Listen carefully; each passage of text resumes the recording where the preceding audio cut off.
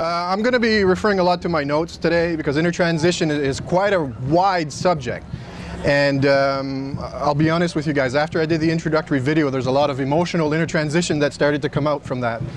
So, and I don't want to jump into that too much today, but it is a big part of what intertransition is. So excuse me if I'm reading off my notes too much today.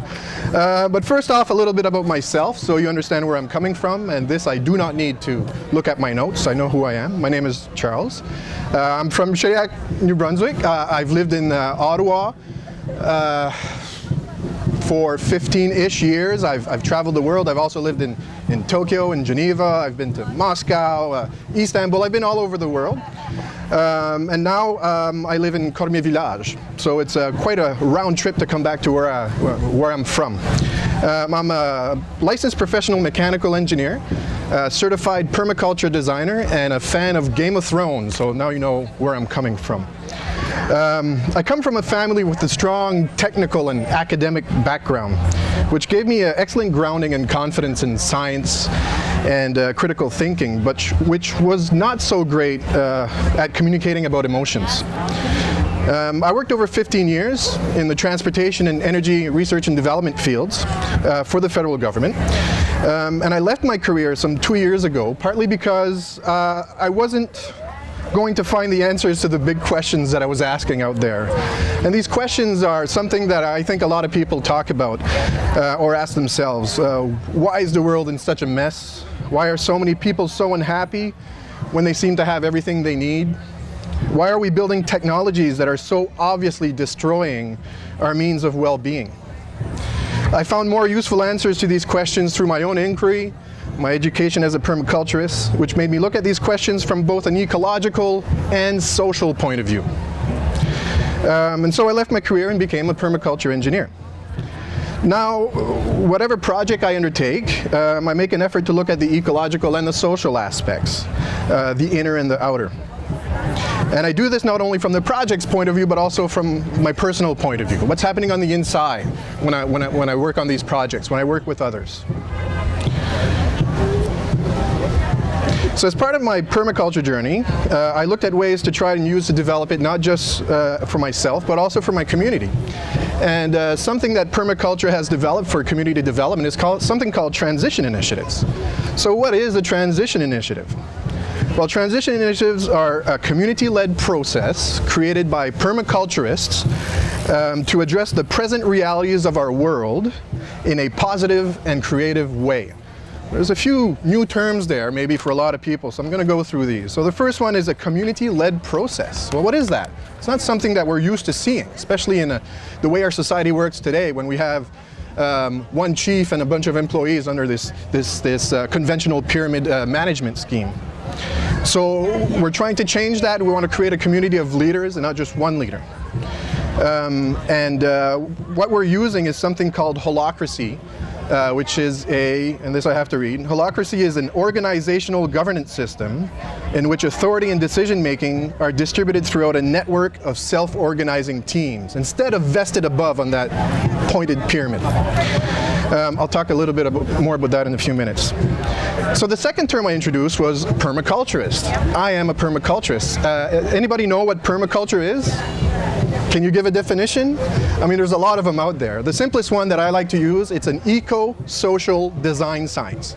So it looks at ecological and social aspects to design solutions to challenges that we have and we're facing today as a species.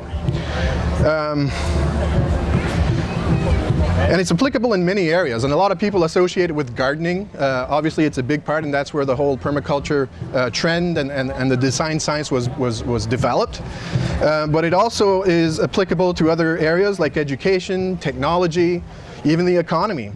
And as I said earlier, when applied to community governments, we have transition initiatives.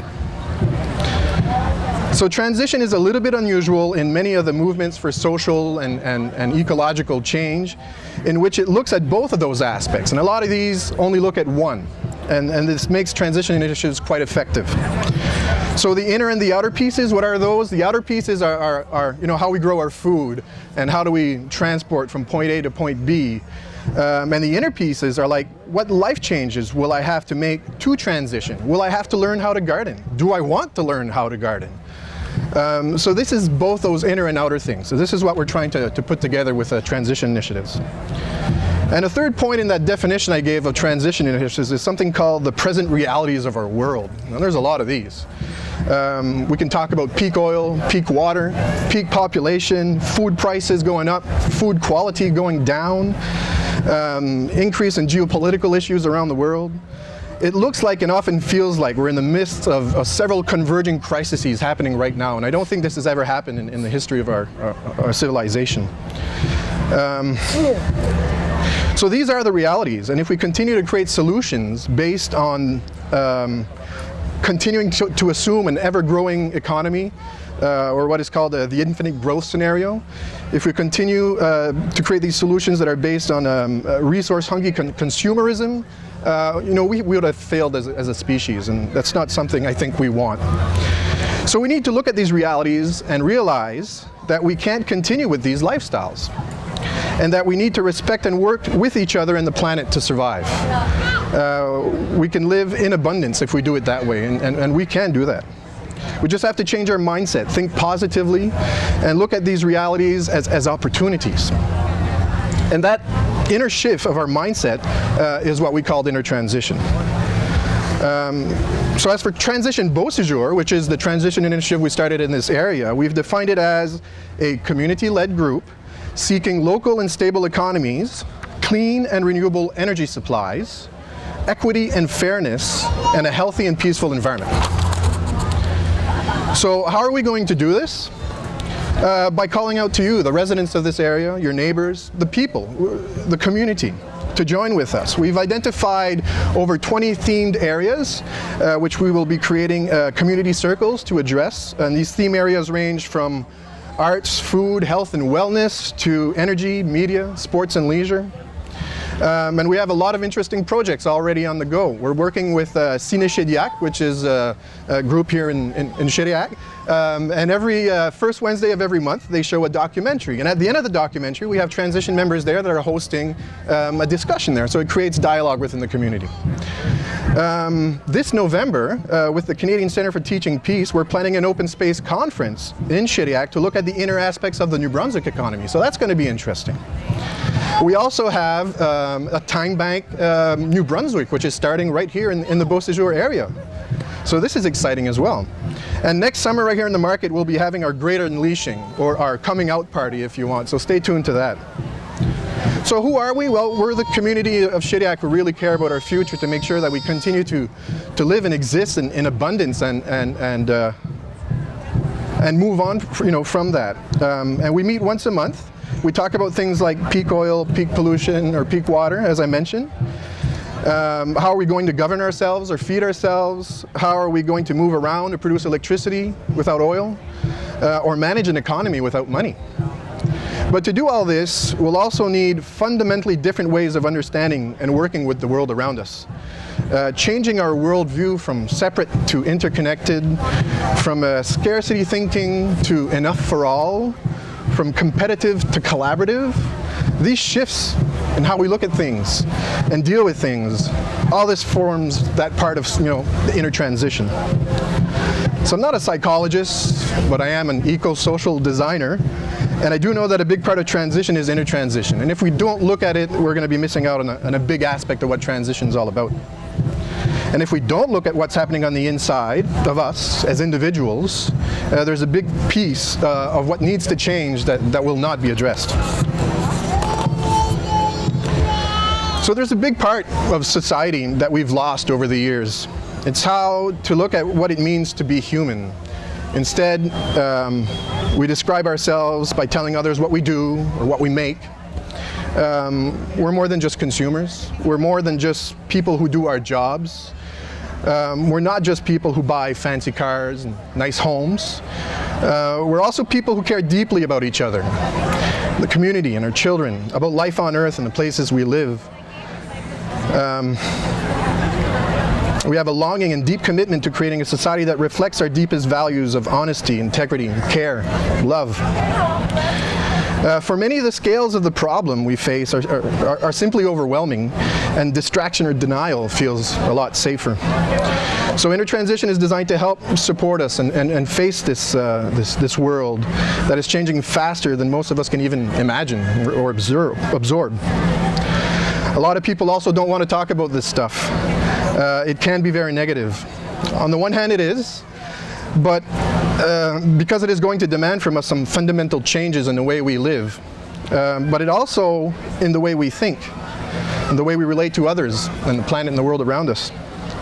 So there could be a lot of losses in the mix, but at the same time there are tremendous opportunities in this time for us to really come together, to get to know each other and watch each other's backs and really form community.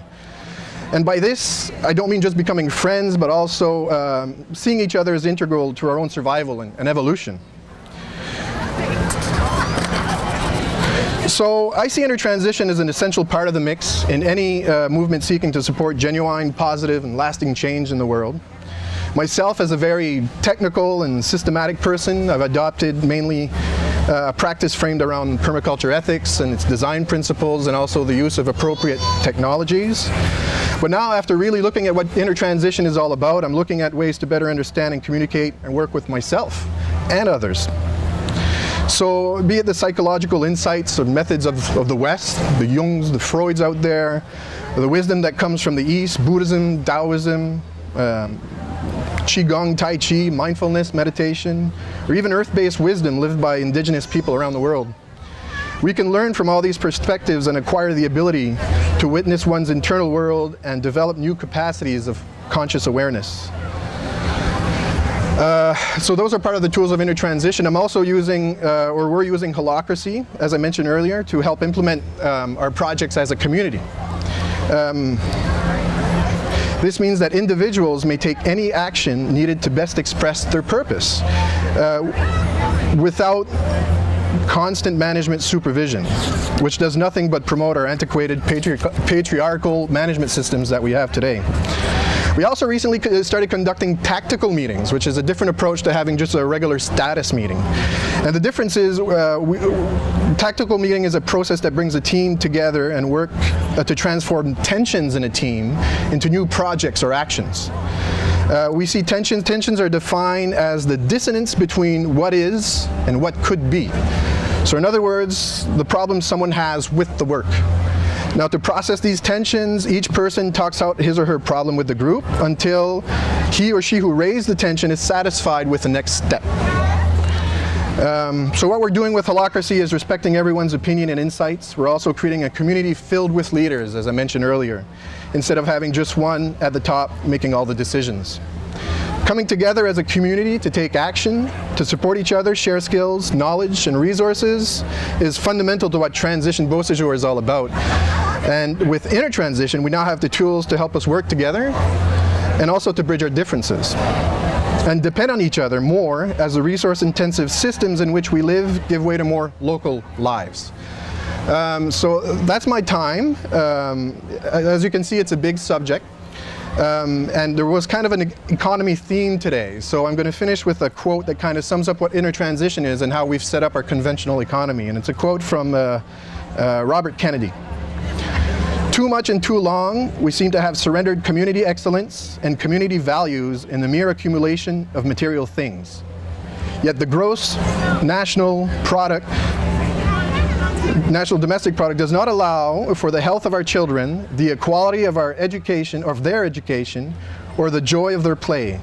It does not include the beauty of our poetry or the strength of our marriages, the intelligence of our public debate, or the integrity of our public officials. It measures neither our wit nor our courage, neither our wisdom nor our learning, neither our compassion nor our devotion to our country. It measures everything, in short, except that which makes life worthwhile. And this is what transition initiatives are about. So thank you for your time today. Stay 9 minutes.